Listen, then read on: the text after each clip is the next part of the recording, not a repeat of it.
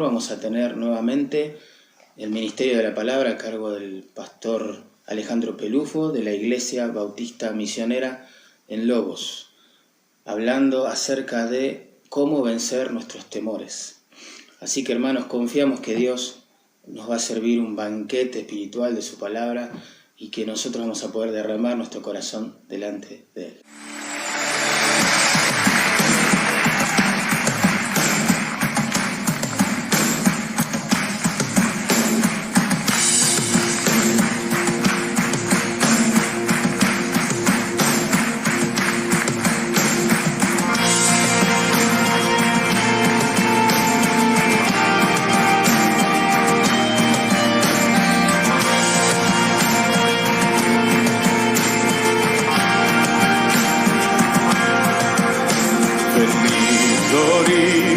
A Dios, el Padre del Señor. En Cristo Él nos derramó su eterna bendición. Sin manchas, puros en su luz, nos destinó a ser sus hijos adoptados por la sangre de Jesús. Te daremos la gloria por tu gracia, bondad y amor. Te daremos la gloria, eres el Salvador.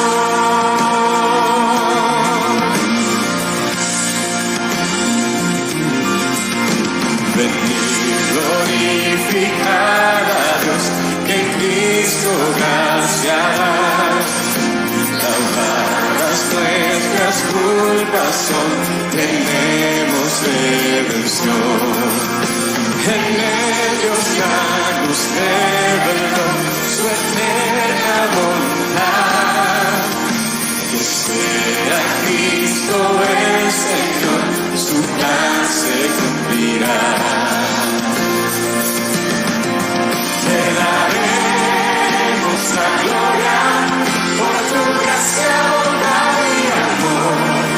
Te daremos la gloria, eres el Salvador.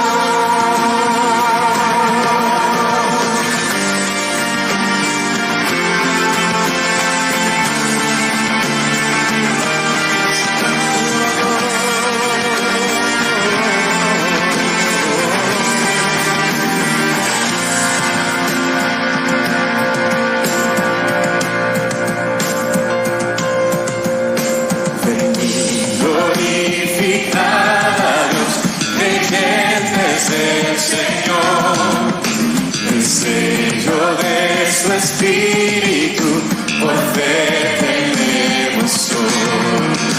Él garantiza nuestra fe hasta el día final. Nos uniremos a alabar a nuestro divino Dios. Te daremos la gloria por tu gracia, bondad y amor. Te daremos la gloria, eres el Salvador.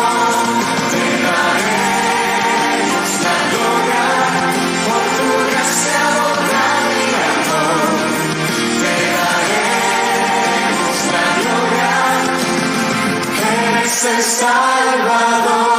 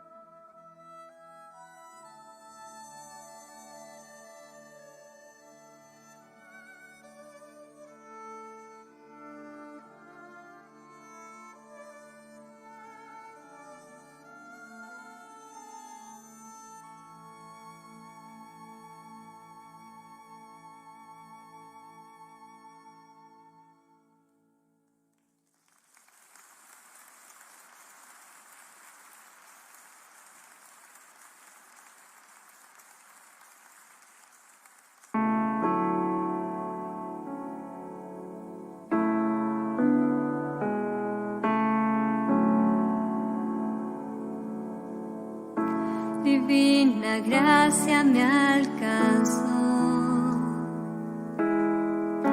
De bravo mar me rescató.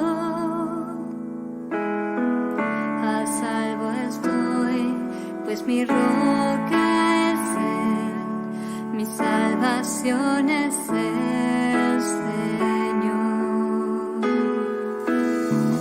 No temeré al oscurecer,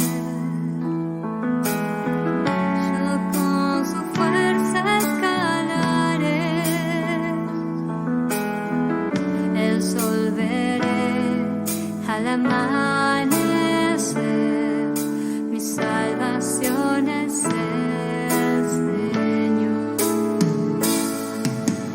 ¿Quién es como el Señor, mi Dios?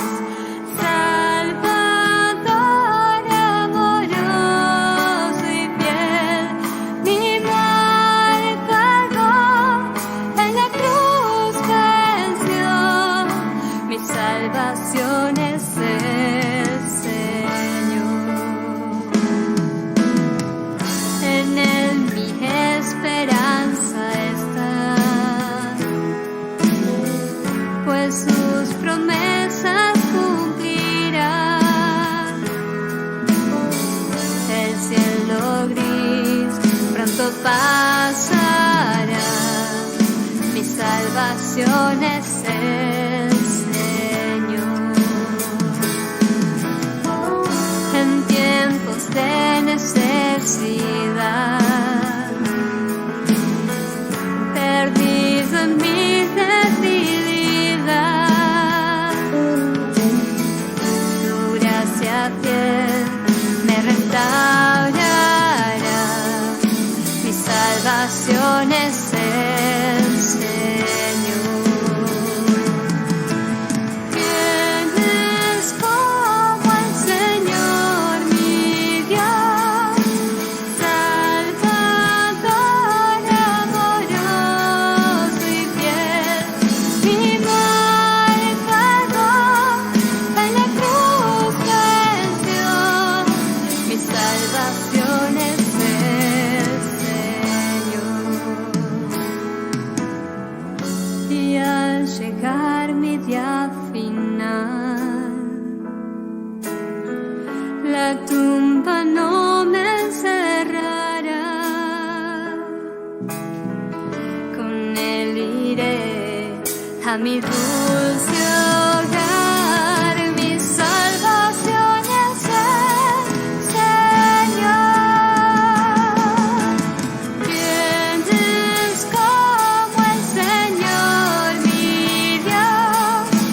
Salvador, amoroso y fiel, mi mal pagó, en la cruz venció, mi salvación es el Señor.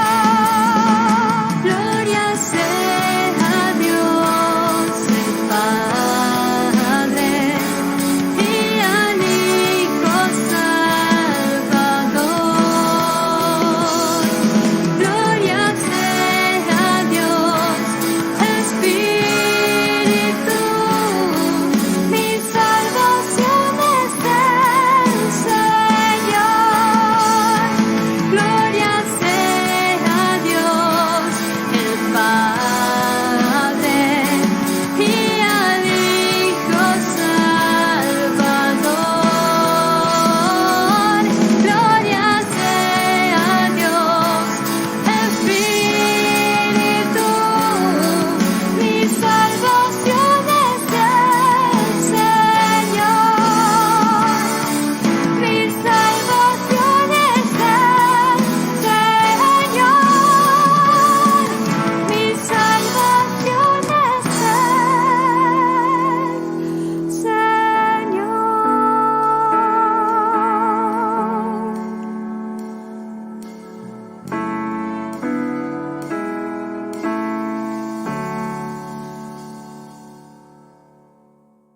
Les invito a abrir la Biblia en Isaías capítulo 41, versículos 8 al 14, que dice así: la palabra de Dios. Pero tú, Israel, siervo mío eres, tú, Jacob, a quien yo escogí, descendencia de Abraham, mi amigo, porque te tomé de los confines de la tierra, y de tierras lejanas te llamé y te dije, mi siervo eres tú, te escogí y no te deseché.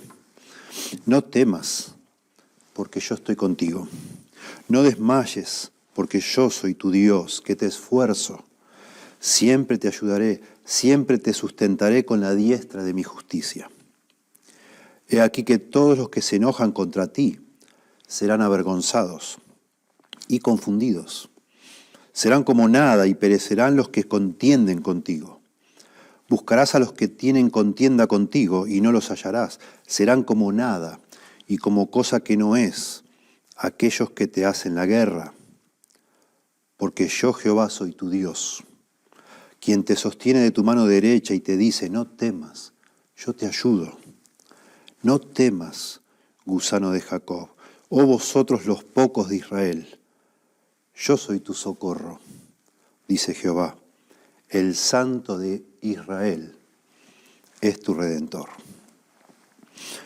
Estamos desarrollando una serie sobre la ansiedad, la angustia, la depresión en los tiempos del virus y hemos comenzado hace 2 semanas a explorar el vasto tema sobre el temor, porque debajo de nuestras ansiedades, de nuestra angustia subyace el temor.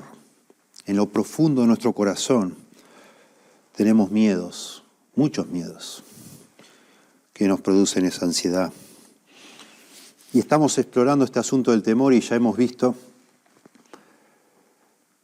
que hay un temor que quita todos los demás temores, que es el temor a Dios. Allí en el libro de Deuteronomio, capítulo 5. Y también la semana pasada notamos que la Biblia antepone al temor no la certeza, la seguridad, la paz, sino el amor. El amor. Y dice que el amor echa fuera el temor. Y eso realmente es un concepto sorprendente que nos hace pensar y mucho en los propósitos que Dios tiene para el ser humano. Porque Dios resume todos los mandamientos que Él ha establecido para nosotros, todo lo que Él quiere que hagamos nosotros, no para su bien, sino para nuestro bien, en amar a Dios con toda nuestra fuerza, nuestra mente y nuestro corazón, y amar al prójimo como a nosotros mismos. Es decir, que el secreto para vivir en el mundo de Dios es amar a Dios y a los demás, es enfocarnos en otros, fuera nuestro. Quiere decir que cuando un ser humano decide darle la espalda a estos preceptos de Dios y enfocar su vida en sí mismo de una manera egoísta, orgullosa, su salud mental va a comenzar a desquebrajarse, a desmoronarse. Va a empezar en su interior a abrigar todo tipo de angustia, de ansiedad, de temor, porque está haciendo lo contrario a lo que Dios estableció. Y es por eso que Juan nos había dicho en 1 Juan 4:18 que el amor echa fuera el temor. De alguna manera los temores que empiezan a invadirnos a nosotros no son otra cosa que señales, síntomas de que no estamos viviendo como Dios quiere que vivamos. Y si usted es un creyente y está de alguna manera dominado por temores, la solución implícita en esto que hemos visto ya es que uno debe arrepentirse, de vivir una vida centrada en uno mismo, ensimismado, y comenzar a volcarse hacia otros, a considerar a los demás como superiores a uno mismo, a interesarse genuinamente en los demás, a amar a Dios y a los demás. Pero hay todavía otro aspecto del temor que no lo hemos visto y queremos ver hoy. Y eso se ve reflejado, por ejemplo, cuando Jesús, hablando de la ansiedad en Mateo 6, dice, hombres de poca fe, no os afanéis. No os afanéis pues en qué beberemos, qué vestiremos. Bueno, son temores, de alguna manera. ¿Qué va a pasar conmigo? ¿Voy a tener salud? ¿No voy a tener salud? ¿Qué voy a comer? Temores. Y también dice Jesús allá en Mateo 8, verso 26, cuando está allí durmiendo en un barco en medio de una tempestad y los discípulos le dicen, Señor, sálvanos, que perecemos. Y dice el Señor, ¿por qué teméis, hombres de poca fe? Hombres de poca fe, no os afanéis, Mateo 7, ¿por qué teméis, hombres de poca fe? Mateo 8, 26. Y ese es otro aspecto. Podríamos decir que cuando nosotros estamos llenos de temores en medio de esta pandemia, puede ser una señal de que no tememos a Dios. Podemos también decir que cuando estamos llenos de temores en medio de esta pandemia, puede ser una señal de que no amamos como debiéramos al prójimo y a Dios mismo. Pero también podemos decir que cuando estamos llenos de temores en una situación como esta que estamos viviendo, esta pandemia, es que tampoco confiamos en Dios como debemos. Y un antídoto contra el temor, además de ser temer más a Dios, temer a Dios por sobre todas las cosas, amar a los demás como Dios nos manda, también debería ser confiar más en Dios. La fe en la Biblia se describe como algo que se puede desarrollar. Se puede crecer en la fe. Jesús habló de personas que tenían poca fe, hombres de poca fe, pero también habló de personas que tenían mucha fe. Y la Biblia nos enseña que nosotros crecemos en fe en la medida que nosotros conocemos más a Dios. El objeto de nuestra fe es Dios. Y más nosotros conocemos a Dios, más fe tenemos, más confianza en ese Dios se desarrolla en nuestro interior. Por eso la Biblia dice que la fe es por el oír y el oír es por la palabra de Dios. De manera que nosotros, los seres humanos, debemos estar expuestos permanentemente a la palabra de Dios. Debemos nosotros, como nuestra responsabilidad, exponernos a la sana enseñanza de la palabra de Dios para que nuestras ideas sobre Dios se vayan clarificando, se refinen, se enfoquen para que veamos más claro y entonces tengamos más fe. Y en la medida que tengamos más confianza, más fe en Dios, nuestros temores se disiparán. Nuestros temores se disiparán. Dice el rey David, un creyente, en el día que temo, yo en ti confío. Salmo 56, 3. Claro, los creyentes podemos tener miedo, claro que sí. El rey David era un creyente y lo tenía, por supuesto. Ya hemos dicho que en la Biblia a los creyentes se nos dice 366 veces, no temáis, no temáis, no teman. Y por supuesto eso implica que tememos. Pero la forma de que esos temores vayan disipándose de nuestro corazón es confiar cada vez más en Dios. Confiar. Y notablemente de estas 366 veces que se habla de no temáis, no temáis, muchas veces se sigue una fórmula que realmente es un género literario dentro de la Biblia, principalmente usado en los libros proféticos, que es un género llamado oráculos de salvación, que se plantean casi como una fórmula, comenzando muchos de estos oráculos diciendo no temáis, y dando razones por las cuales no temer, y a esas razones sumándole promesas de salvación futura, de redención, de liberación. Es notable eso en las Escrituras. Esto que acabamos de leer es uno de esos oráculos de salvación. Desde mi punto de vista, uno de los más preciosos. Pero tenemos muchos. Por ejemplo, Génesis 15:1. No temas, Abraham, yo soy tu escudo. Y más adelante dice, y tu galardón será sobremanera grande. No temas, ¿por qué? Porque yo soy tu escudo. Promesa, tu galardón será sobremanera grande. En Génesis 26:24, Dios se le aparece a Isaac y le dice, yo soy el Dios de Abraham tu padre, no temas, porque yo estoy contigo. Promesa. O razón, no temas, ¿por qué? Yo estoy contigo. Promesa, y te bendeciré y multiplicaré. Y así lo vemos de una manera normal, tanto en Abraham, como en Isaac, como en Jacob, como en Moisés.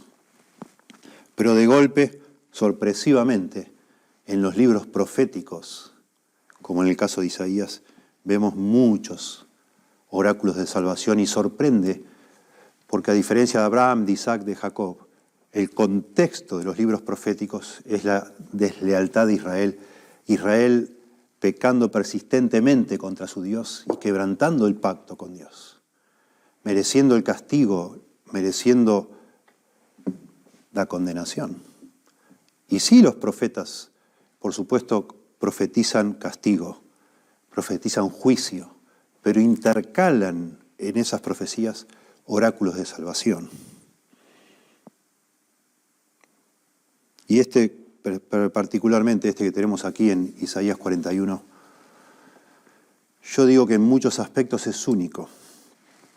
¿Por qué? Porque el contexto en el cual sucede, la situación histórica en la cual sucede y el lugar en donde está, hacen que este oráculo sea realmente único. Y nosotros, analizando oráculos de salvación, vamos a hacerlo con este, como un modelo que representa a todos. Podemos aprender de cómo Dios en persona se acerca a su pueblo, a los suyos, y les consuela, les tranquiliza en medio del temor, de una manera tierna, aún siendo merecedores del juicio, aún siendo rebeldes.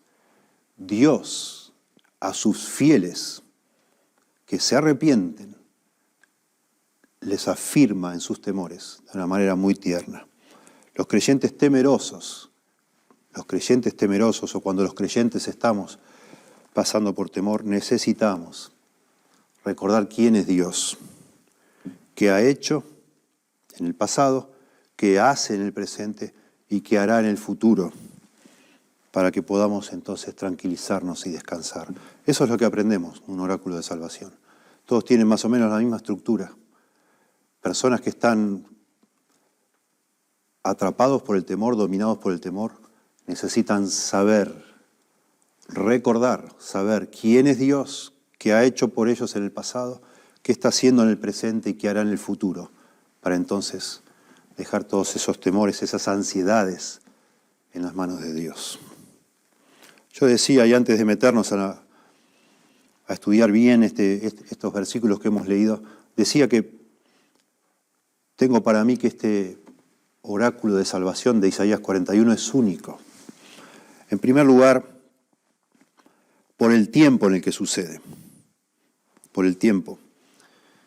Se nos dice acá en Isaías, capítulo anterior, capítulo 40, se nos menciona que Dios es incomparable, que no hay otro como Dios, que Dios es el único creador de todas las cosas. Capítulo anterior, en el 39, Isaías advierte que por causa del pecado de Israel va a venir un día Babilonia y va a llevarse cautivos al pueblo de Israel y va a robar todas las cosas del templo, todas las riquezas del rey Ezequías, anticipando, por supuesto, que va a destruir la ciudad de Jerusalén. Eso sucede 113 años después, pero esta profecía de Isaías, por supuesto, cae de una manera sorpresiva y impactante en el pueblo de Israel, al punto que comienzan a temer. Y entonces Isaías, después que da esa profecía, en Isaías 39, ordena su material de forma que en el capítulo 40 comienza a ver un anuncio de esperanza futura. Porque Dios, a pesar de que un día vengan los babilonios a destruir a Israel, el Dios de Israel es el verdadero Dios, es el creador de los cielos y la tierra, y de ninguna manera los dioses de babilonios, el dios Moloc, es superior a Jehová, no lo es. Dios es incomparable. Dios es el único que tiene poder para salvar a Israel, es el único que tiene poder para preservar a la nación de Israel. Pero la pregunta que está en la mente de los judíos no es solamente si Dios tiene poder para salvarles, sino si Dios quiere, querrá Dios salvarnos. Está bien, entiendo, por Isaías 40, Dios es incomparable. Él es el único que podría salvarme, pero ¿querría hacerlo siendo que yo he sido infiel? ¿Siendo que nosotros hemos quebrantado el pacto? ¿Tendrá ganas Dios de rescatarnos?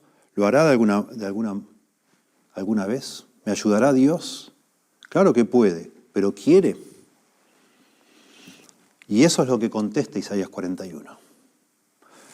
A eso apunta Isaías 41. Isaías 40 dice que Dios puede socorrernos. Isaías 41 dice, Dios quiere socorrernos a los que somos suyos. Y en segundo lugar, este oráculo es precioso también por el lugar en donde está. Noten ustedes, de nuevo Isaías 41:8, cómo comienza. Dice, pero tú, Israel, pero tú. Eso enseguida nos hace pensar que esto es un contraste con lo que venía hablando antes.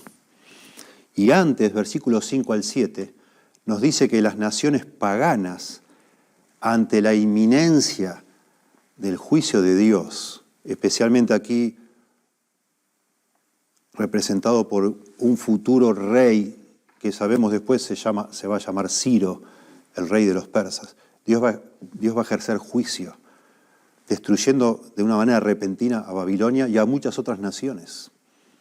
Y dice acá que estas naciones paganas, cuando se enteren de la existencia de un hombre como Ciro, el rey persa, que fue característico no tanto por la brutalidad, sino por la velocidad con la que destruyó a tantos reinos, de tal forma que Babilonia desapareció. Estas naciones paganas, ante esta amenaza de este rey voraz, veloz, y de Dios mismo, porque Dios es que está detrás de esto, dice aquí en versos 5 al 7, deciden fabricarse ídolos. Note lo que dice acá. Las costas vieron, Isaías 41:5, y tuvieron temor. Los confines de la tierra se espantaron y se congregaron y vinieron. Habla de las naciones, todas las demás naciones. Cada cual ayudó a su vecino y a su hermano dijo, esfuérzate.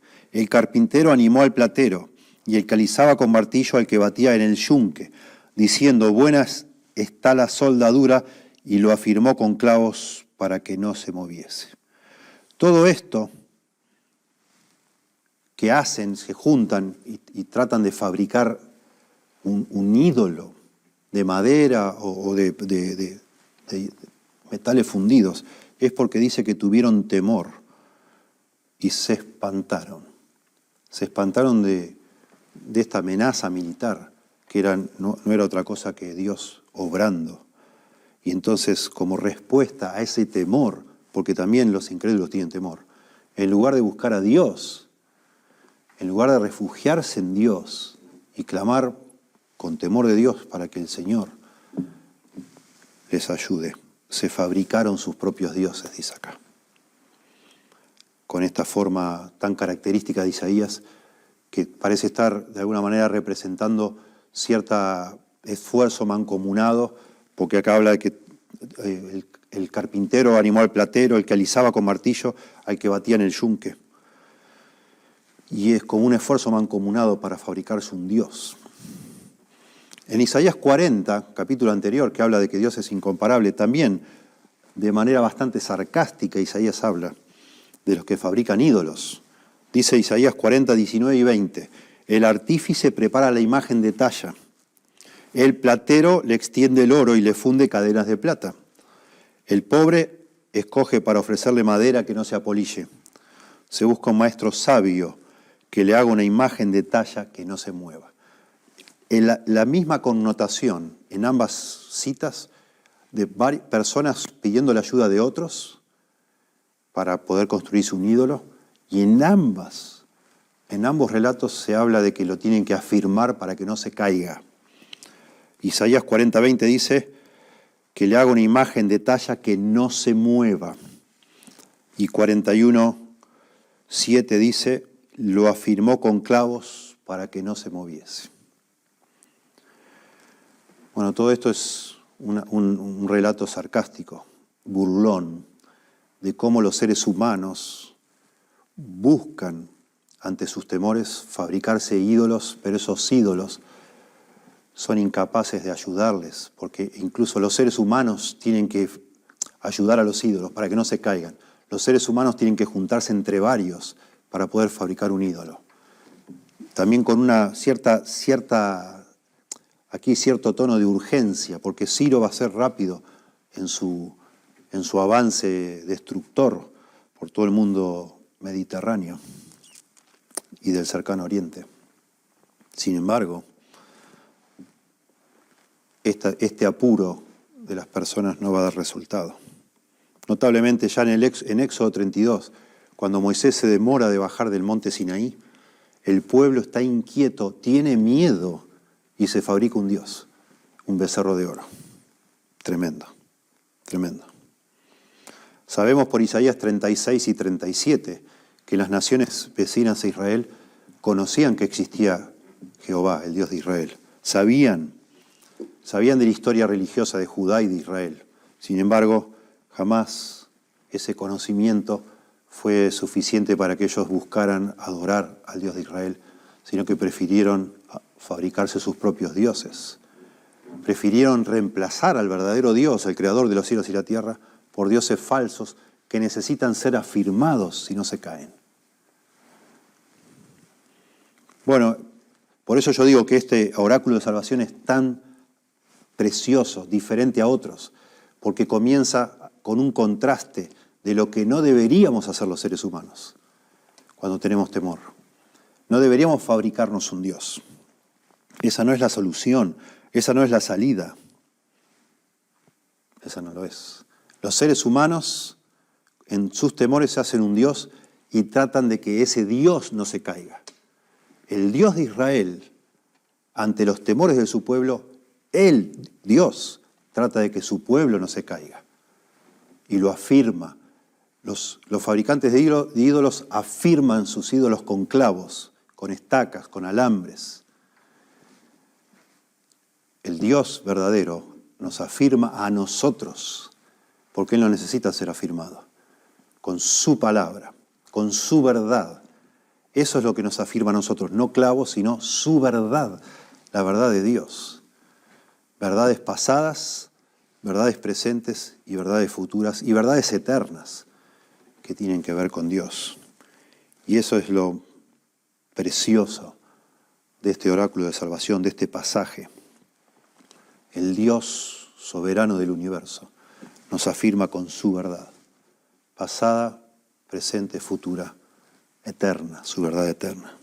Entonces, usemos esta distinción de tiempo, pasado, presente, futuro y eterno, para exponer este pasaje y pensar en nuestros temores, comparándonos o inspirándonos en los temores de Israel y en la forma en que Dios lidió con ellos, los ayudó en esa circunstancia. En primer lugar, entonces decimos, Dios consuela a los suyos, recordándoles su relación pasada. Las primeras verdades que Dios subraya aquí para su pueblo temeroso es que Él ha tenido una relación pasada con ellos. Dice versículo 8 y 9, pero tú, Israel, siervo mío eres, tú, Jacob, a quien yo escogí, descendencia de Abraham, mi amigo. Paremos aquí, después vemos el verso 9.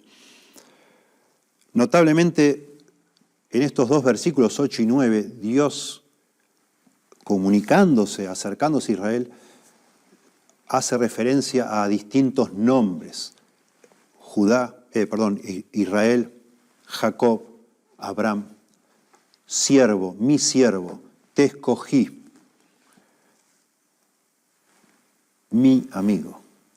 Todas expresiones, tanto los nombres como las otras tres expresiones, mi siervo, te escogí, mi amigo, todas de alguna manera fortalecen una relación o hacen énfasis en una relación personal que tiene Dios con esta nación de Israel, con su pueblo.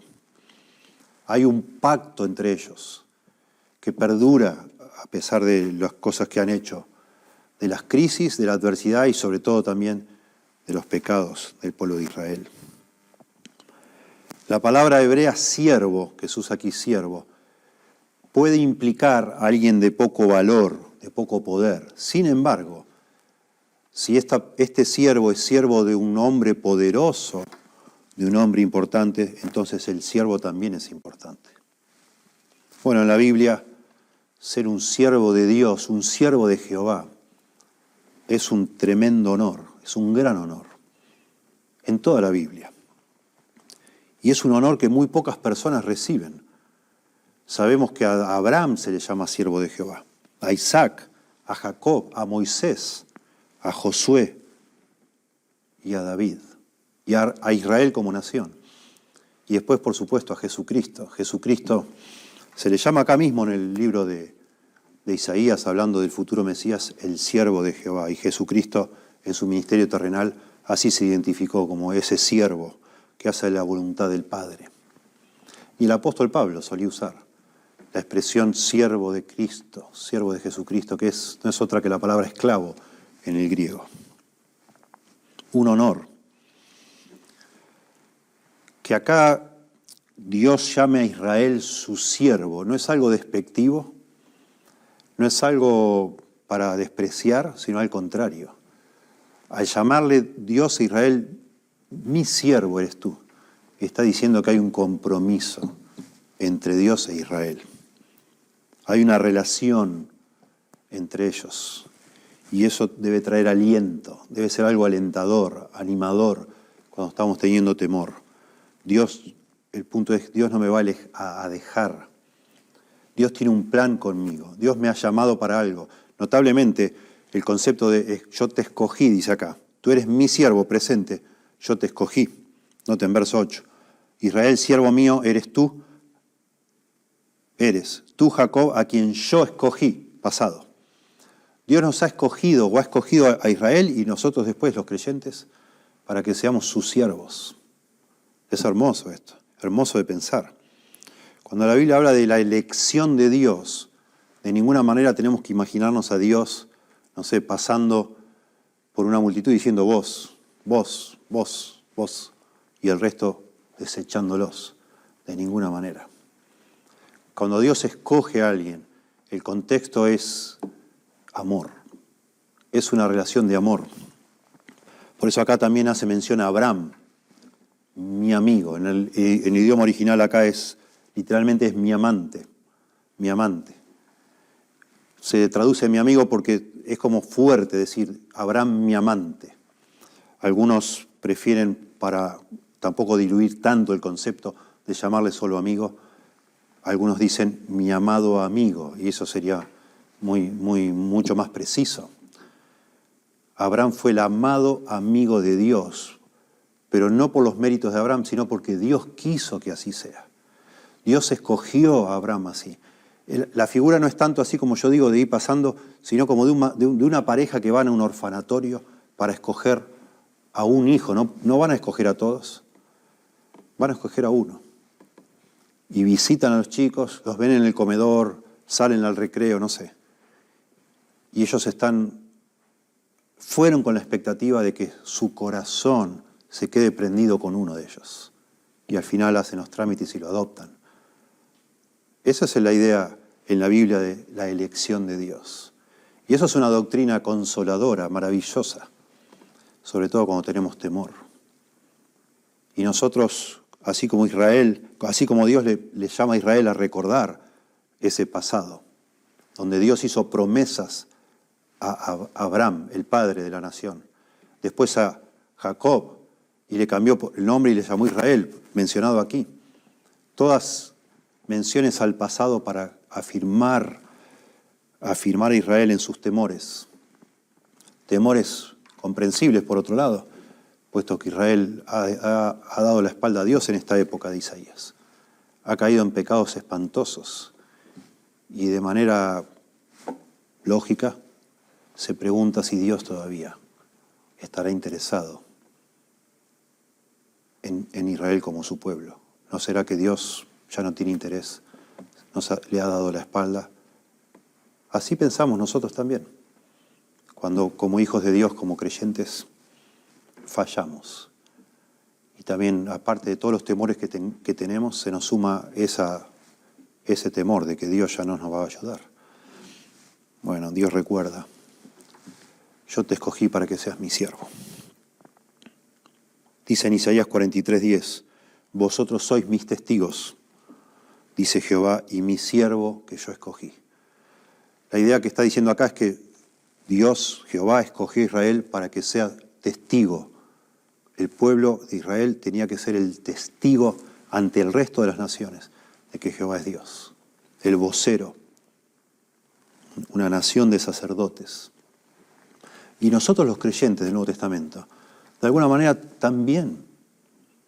Dice en 1 Pedro 2:5, mas vosotros sois linaje escogido, real sacerdocio, nación santa, pueblo adquirido por Dios, para que anunciéis las virtudes de aquel que os llamó de las tinieblas a su luz admirable.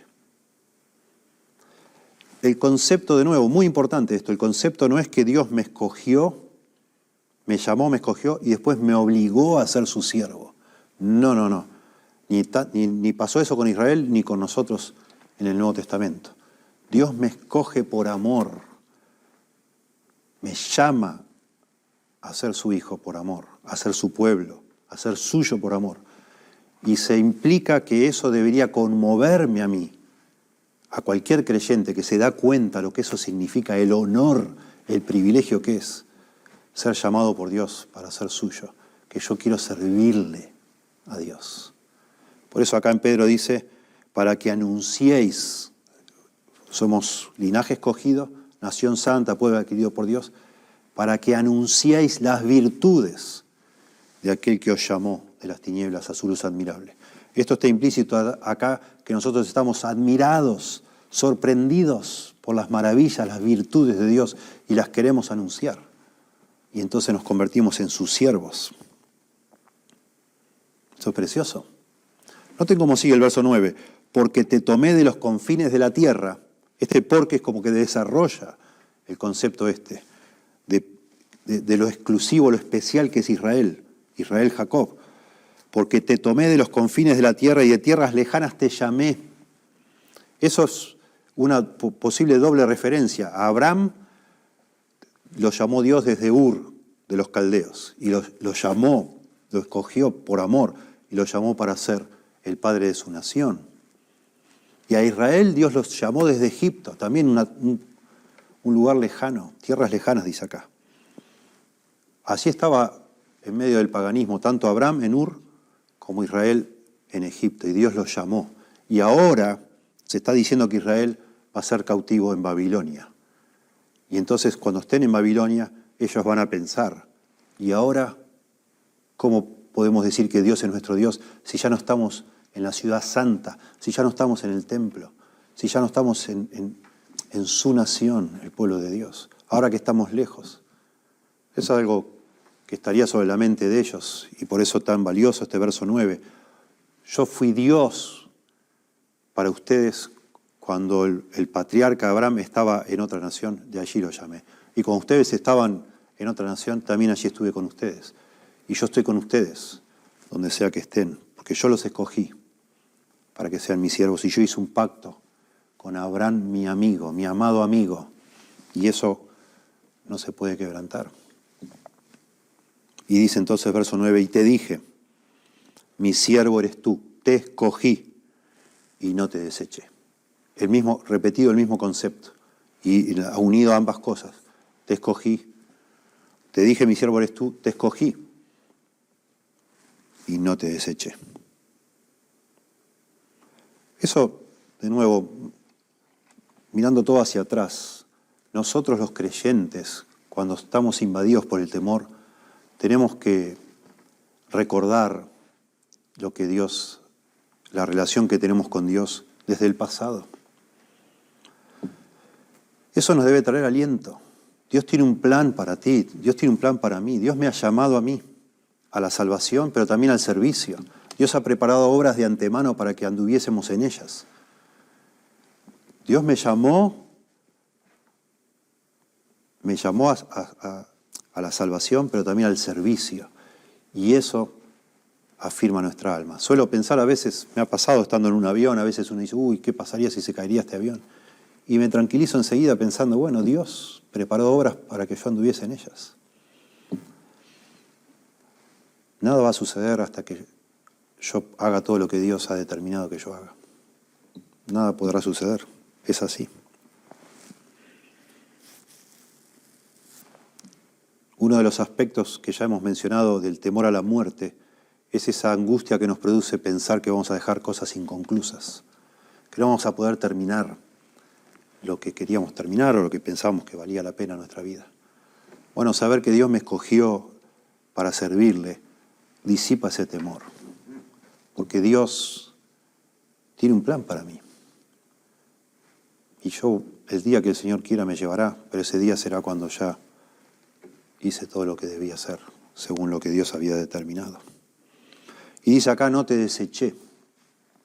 Y de nuevo esta relación, nosotros decíamos que Dios nos consuela, nos consuela a los suyos, consuela a los suyos cuando tienen temor, recordándoles su relación pasada. Y cuando termina aquí diciendo no te deseché, es un hermoso recordatorio de que mi relación con Dios, su relación con Dios, si usted es un creyente, no depende de sus logros, de su performance, del rendimiento, de lo que usted haga o deje de hacer, sino de lo que Dios ha determinado. Así fue con Israel y así es con nosotros. Dios ha hecho promesas incondicionales a Israel y las va a cumplir, y así nos hace promesas a nosotros. Dios inició la relación que hoy tengo yo con Él. Dios inició la relación suya con Él. Es por gracia, y Dios por gracia no nos suelta las manos, no nos va a desechar. Si nos recibió alguna vez ya, como nuestro Padre que está en los cielos, Él será siempre nuestro Padre. Él será siempre nuestro Padre. Ningún padre abandona a su hijo, y Dios, que es el Padre perfecto, jamás lo hará. Y eso debe dar tranquilidad a nuestro corazón. En segundo lugar, no solo Dios consuela a los suyos cuando tienen temor, recordándoles su relación pasada, sino también confirmándoles su actividad presente. Dios consuela a los suyos que tienen temor, confirmándoles su actividad presente. Verso 10 dice, no temas, porque yo estoy contigo. Noten el tiempo presente aquí, no temas. Antes era pasado, ahora presente. No temas porque yo estoy contigo. No desmayes, porque yo soy tu Dios, que te esfuerzo. Siempre te ayudaré, siempre te sustentaré con la diestra de mi justicia. Hermoso esto. De nuevo, aquí aparece el primer mandamiento, digamos así, o orden imperativo. No temas. Sabemos que detrás de todo este pasaje está el problema del temor, porque 4 veces Dios le ordena a su pueblo que no tema, no tema. Y ya habíamos visto que en el verso 5, las naciones, las costas y los montes le temen, están llenos de temor. Bueno, ahora Dios le dice a su pueblo, no temas. Y le da razones, esto es un oráculo de salvación, no temas. ¿Por qué? Porque yo estoy contigo. No desmayes. ¿Por qué? Porque yo soy tu Dios, que te da fuerzas, que te ayuda, que te sustenta con la diestra de mi justicia, dice. Este mandamiento a no temer se basa entonces en la presencia divina. Yo estoy contigo. Y también en ese compromiso personal. Yo soy tu Dios. Soy presente. No que era antes y ahora que te portaste mal ya no soy más. Yo soy tu Dios. Yo estoy contigo. En el templo, en la ciudad santa, en el monte de Sión o donde sea que yo te lleve para castigarte, estoy contigo. En Babilonia, en Persia, donde sea, estoy contigo. Precioso. Dice acá, no temas, significa no temas, no desmayes, literalmente no desmayes, significa estar mirando para todos lados de una manera ansiosa, nerviosa, viendo de dónde manoteo para encontrar alivio, auxilio. Esa es la idea, no desmayes. Es un sinónimo, por supuesto, de temer.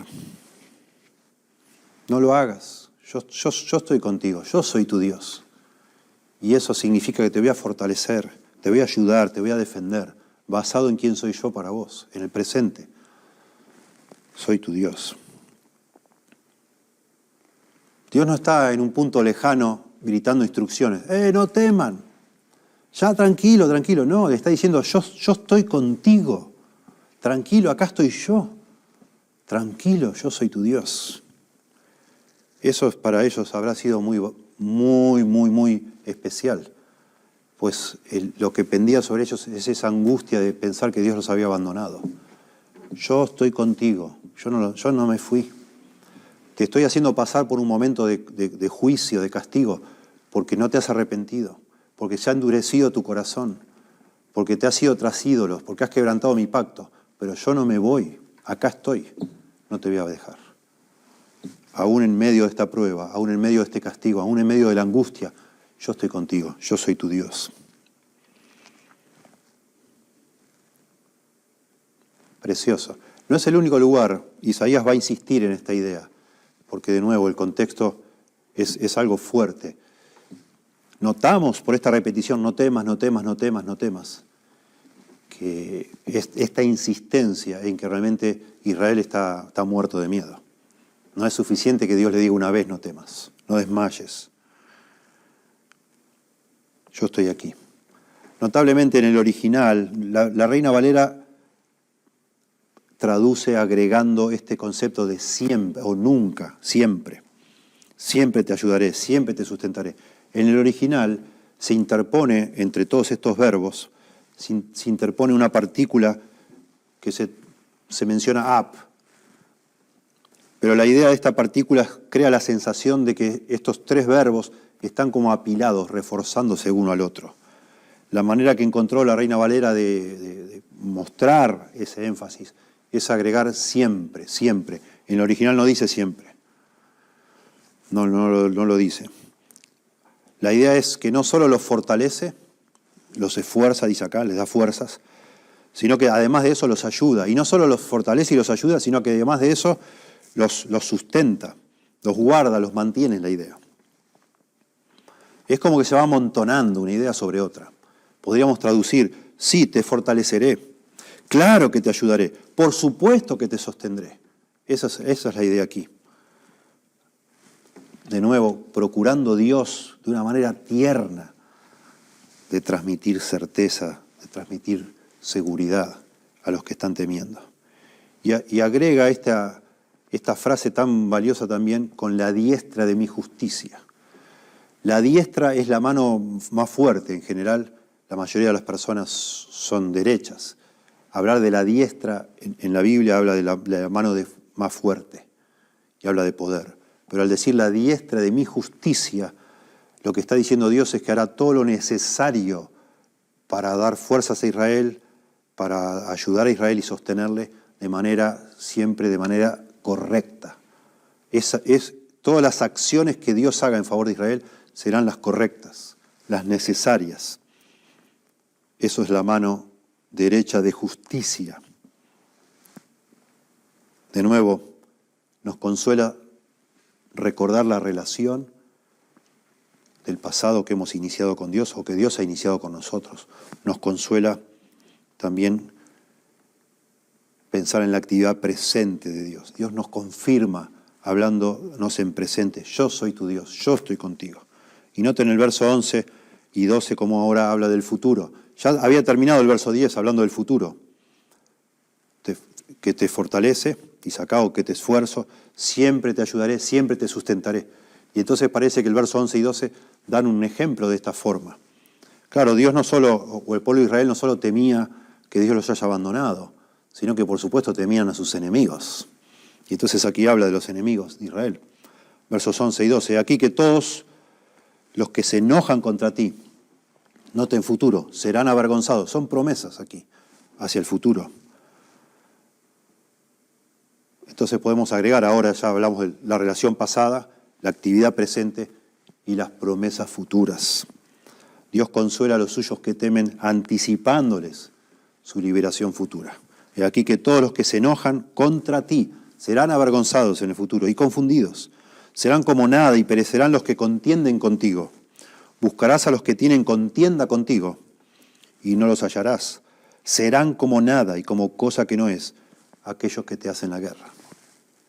Todas promesas que tienen que ver de nuevo, ya ahora a nivel horizontal, con los temores lógicos que tiene una nación insignificante al lado de estas potencias mundiales como fue Babilonia, en su momento Egipto, después Asiria, luego Babilonia, luego Persia.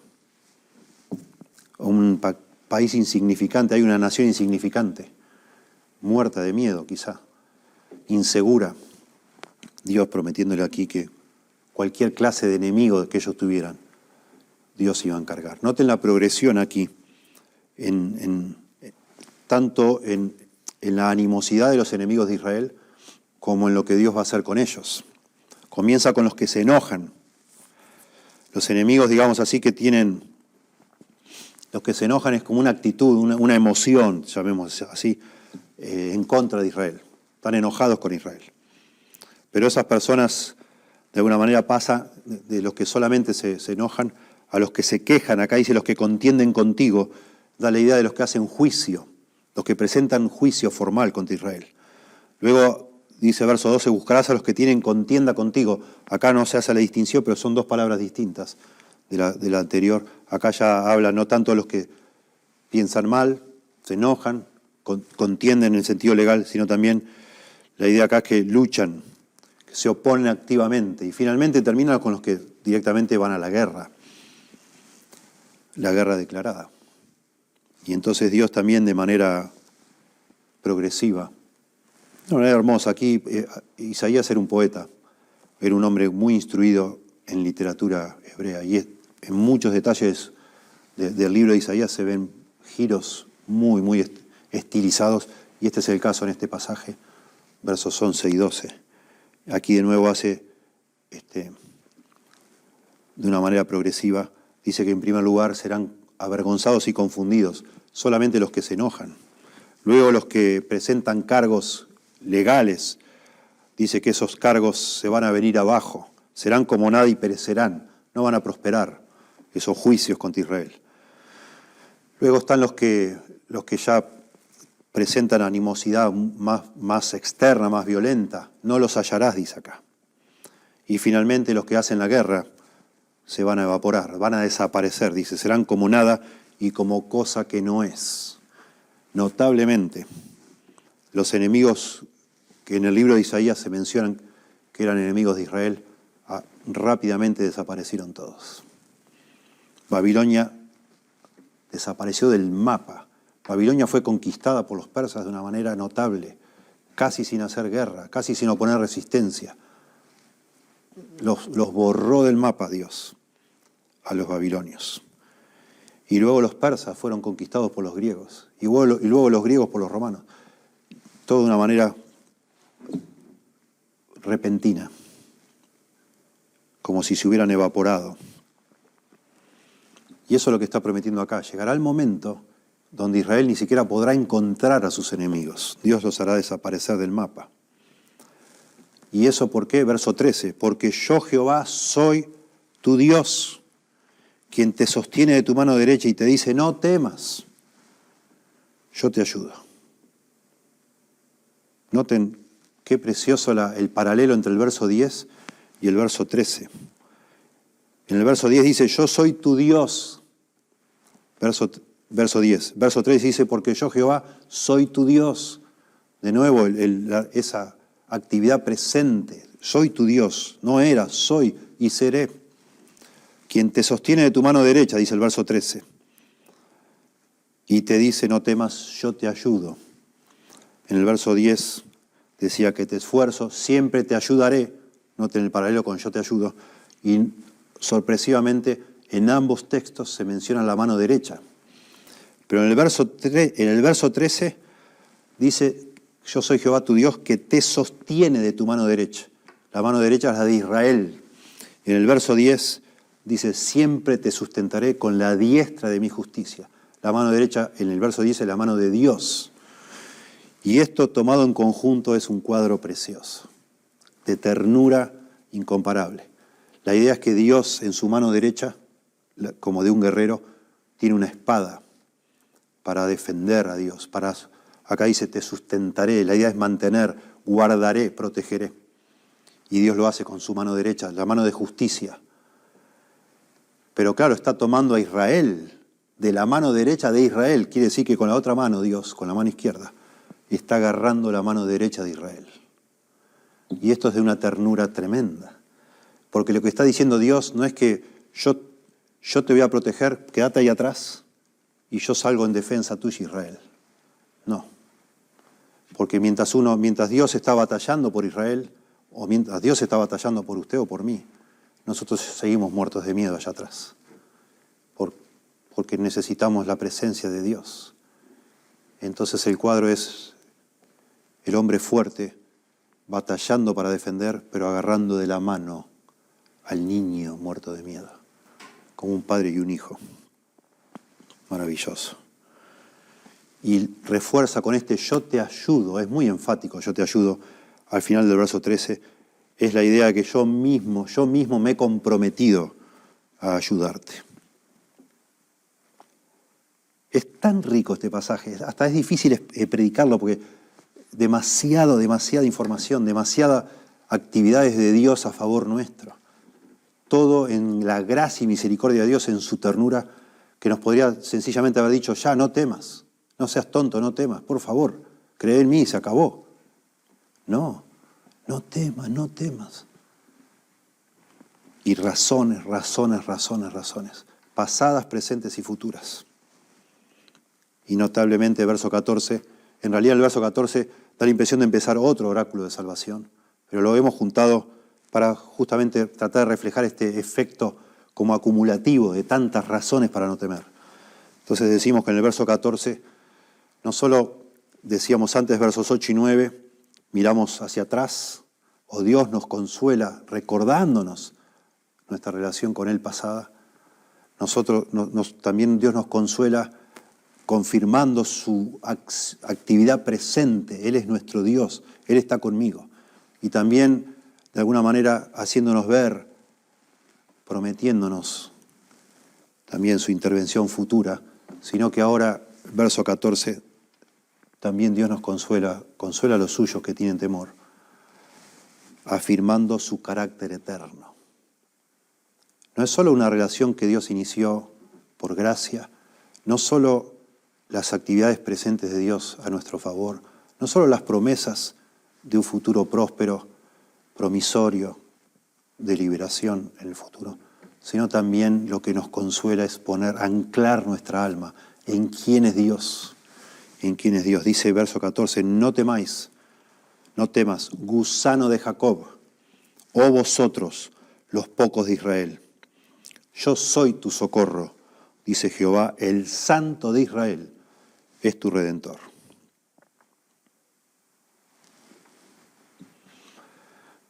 Primero decir que a Dios en su gracia, a Dios no le importa repetir lo que a nosotros nos cuesta creer. Otra vez dice, no temas, otra vez. Por cuarta vez en estos pocos versículos dice, no temas, no temas. Esa es la voz de un padre tierno, que no ha perdido la paciencia, pero que ve que todavía su hijo sigue temiendo.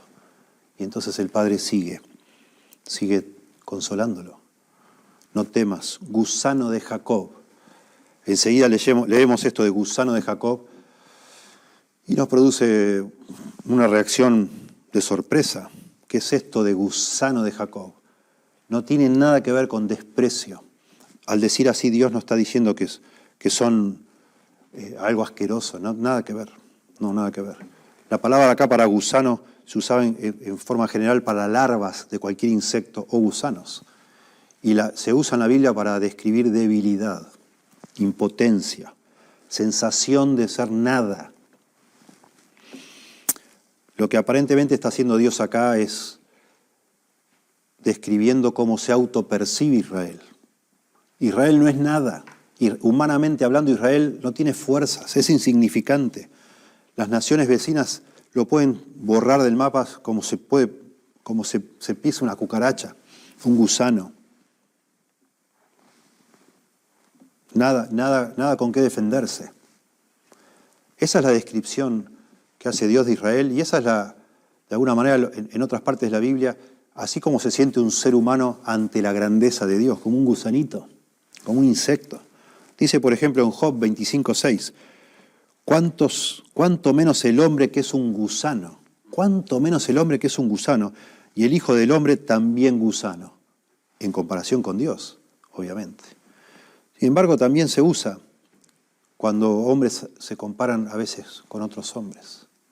Me sorprende cuando Abraham, pensando en esta relación entre hombre y Dios, allá en Génesis 18 dice: he aquí ahora que he comenzado a hablar, oh Señor, aunque soy polvo y ceniza. Así se siente un hombre, un ser humano ante Dios. Pero también en relación con personas a veces en momentos de mucha debilidad, de mucha angustia. Como dice David en Salmo 22:6, mas yo soy gusano y no hombre, oprobio de los hombres y despreciado del pueblo. Así se veía David. Y así se ve Israel en medio de estos movimientos mundiales, políticos, militares, como un gusanito, muerto de miedo. Y dice: oh vosotros los pocos de Israel. En el original no dice así, sino dice: oh vosotros hombres de Israel. Pero la palabra esa para hombres es muy particular y implica un grupo de hombres numéricamente débiles. Trata de captar, varias traducciones tratan de distinta manera de captar esto, pero la idea es justamente la idea que no son demasiados, son insignificantes. Y es bien interesante la mención de hombres, o hombres de Israel, o pocos hombres de Israel, luego de haber hablado de ellos como gusanos. Quizás intencionalmente el escritor Isaías, al inmediatamente mencionar a Israel como gusanos, como pocos hombres, un puñado de hombres, para justamente reforzar que no se trata de pensar en gusanos como algo asqueroso, sino como algo débil. Y punto. Nada más que eso. La idea es que Israel es incapaz de defenderse.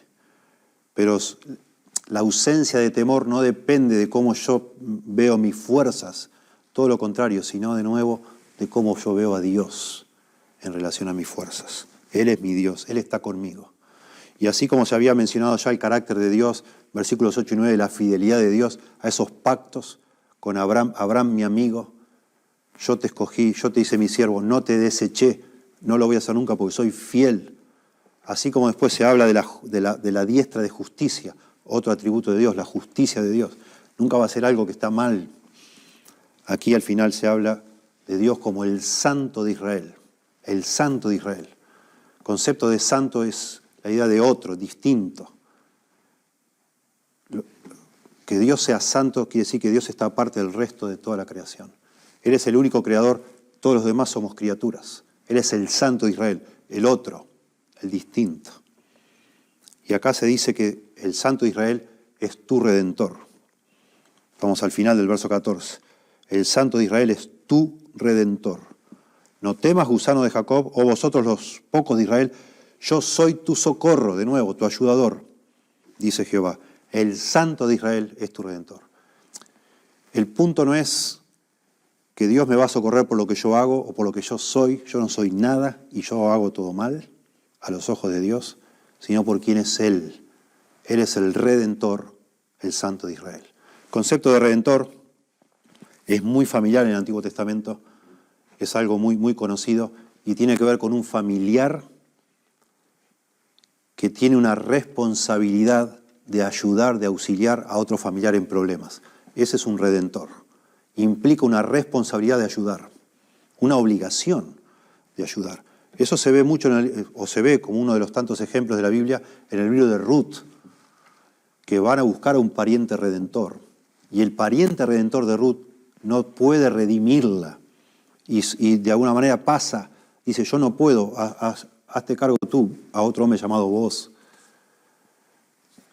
Bueno, notablemente un redentor, un pariente redentor, tenía obligación de ayudar a su pariente en necesidad, distintas clases de necesidad, pero no siempre podía hacerlo, porque a veces, otra vez, un hombre es un ser humano ayudando a otro ser humano, y a veces el que está habilitado o que debería ayudar a otro también está en necesidad.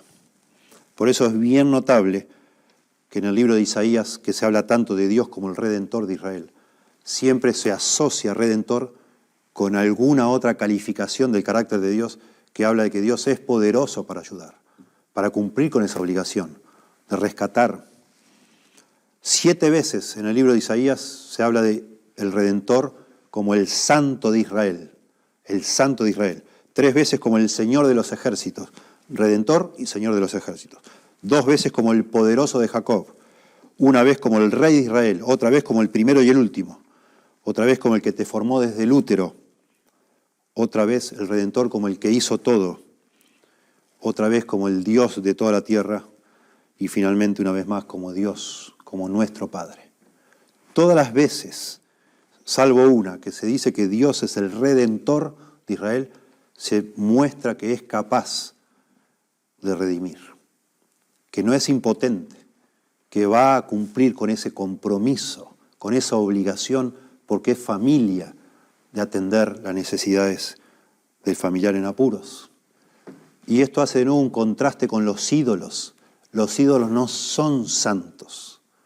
Los ídolos son parte de la creación, son creados por hombres, son impotentes. Hay que agregarle clavos porque si no se caen.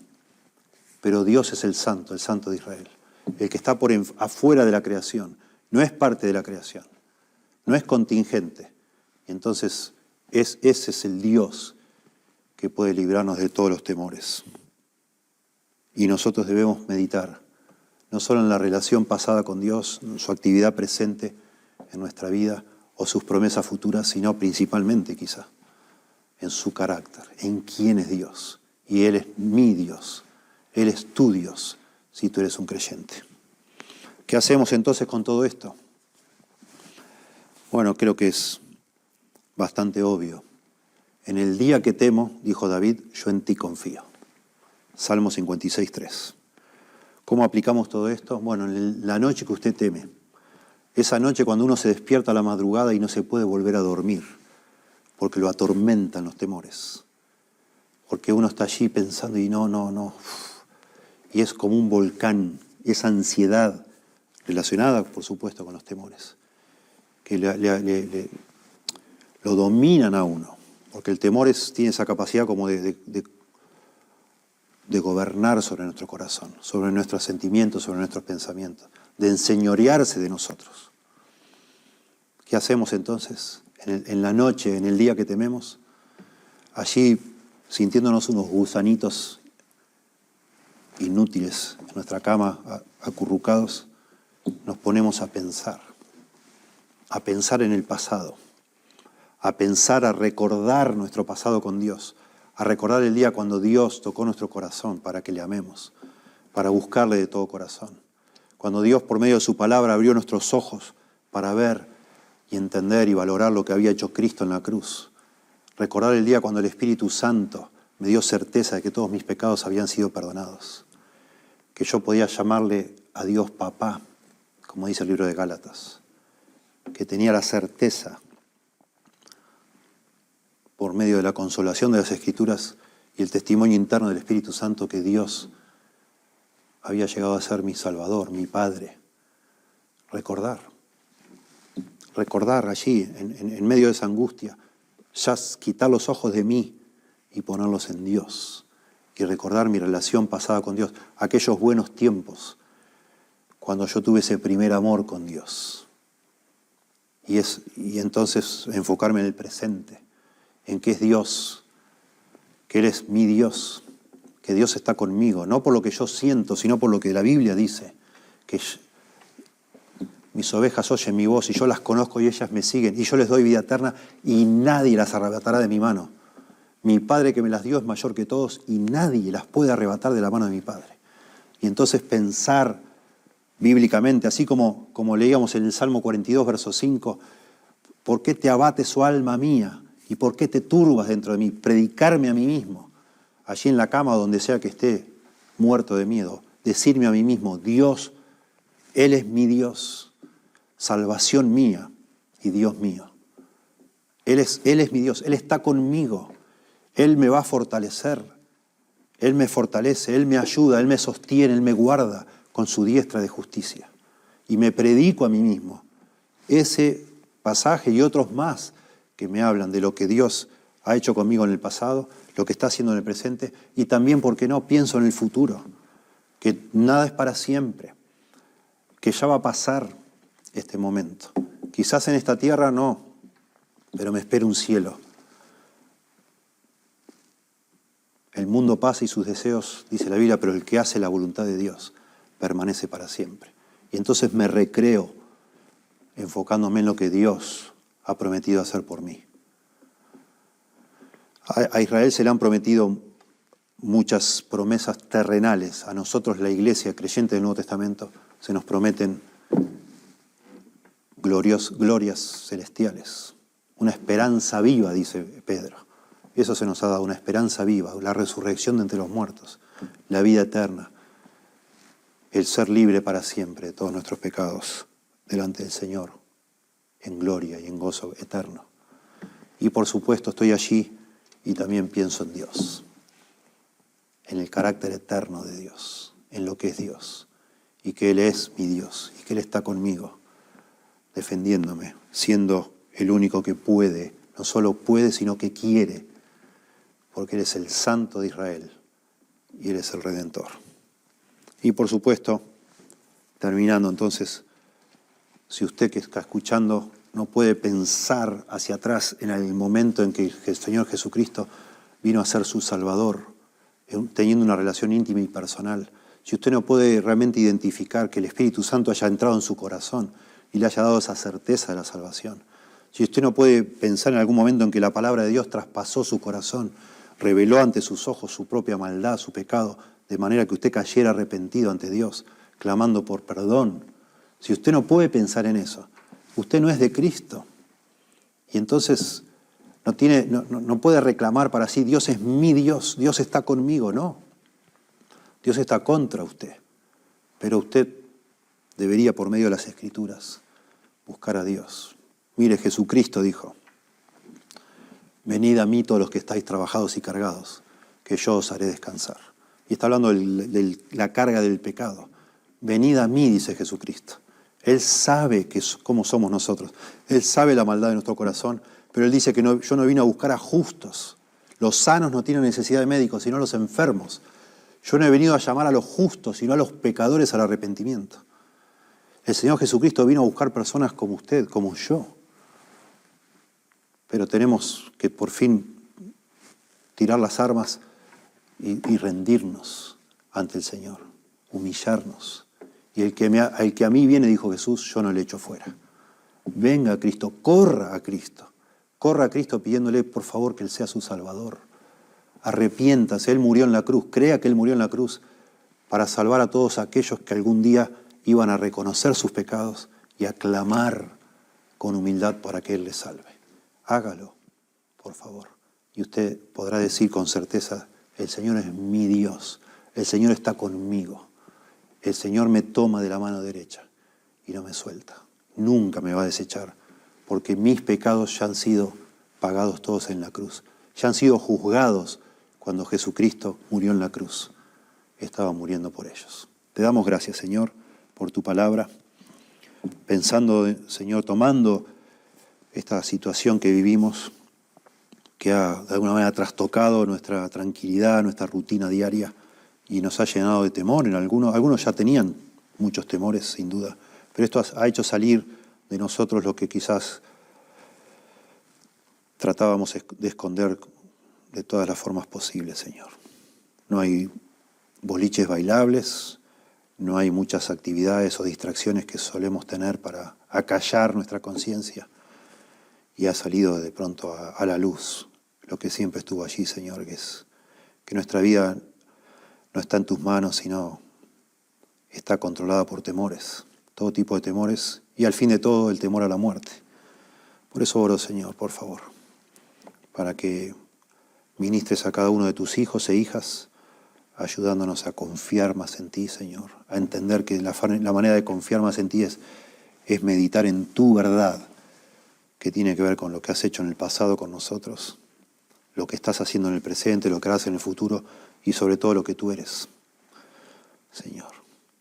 Y por favor, ilumina la mente, Señor, de los que están hoy ciegos a su condición, ajenos a la vida de Dios, sin esperanza, como dice tu palabra, Señor, que tu palabra brille en sus almas por medio del Espíritu Santo para traerles a tus pies, humildemente, pidiendo perdón, clamando por tu aceptación, Señor.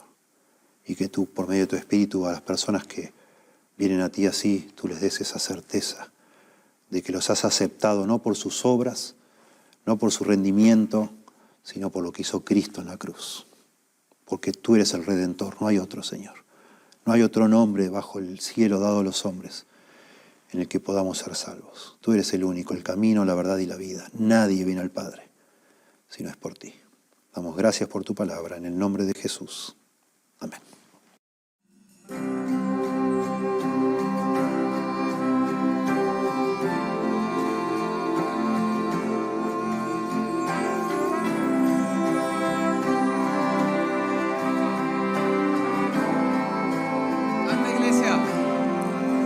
Cristo el ancla, firme y fuerte, en furiosa tempestad, cuando soplan fuertes dudas y mis velas no dan más, en la pena y la tristeza, cuando sufra en el dolor, yo me aferraré al ancla, pues jamás se moverá.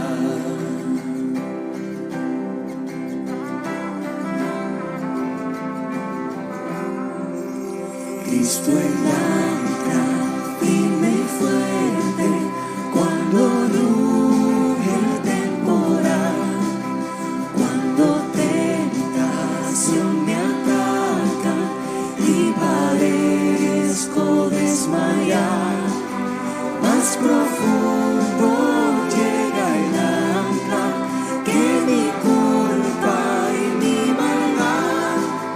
Yo me aferraré al ancla, pues jamás se moverá.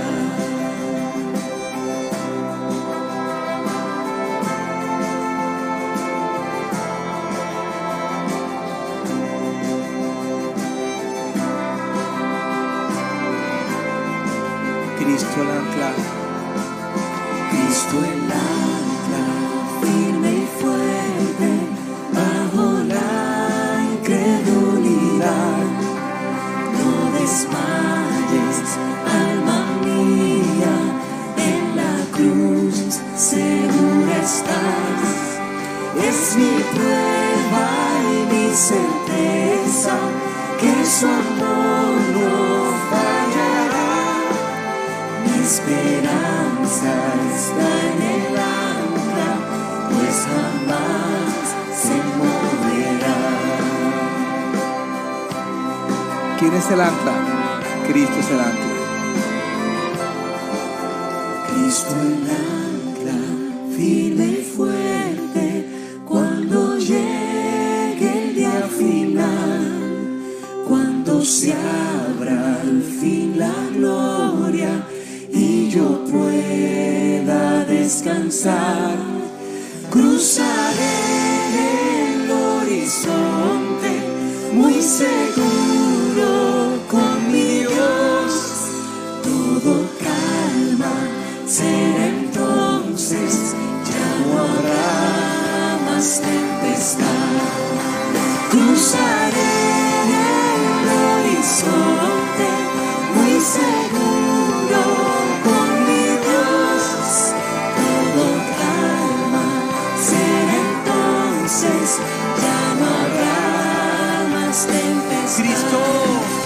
Cristo el puerto que nos salva, para siempre fiel será. Confiaremos en el ancla, pues jamás se moverá. Confiaremos en el ancla, pues jamás se moverá. Cristo es el ancla. Cristo también es nuestro Rey.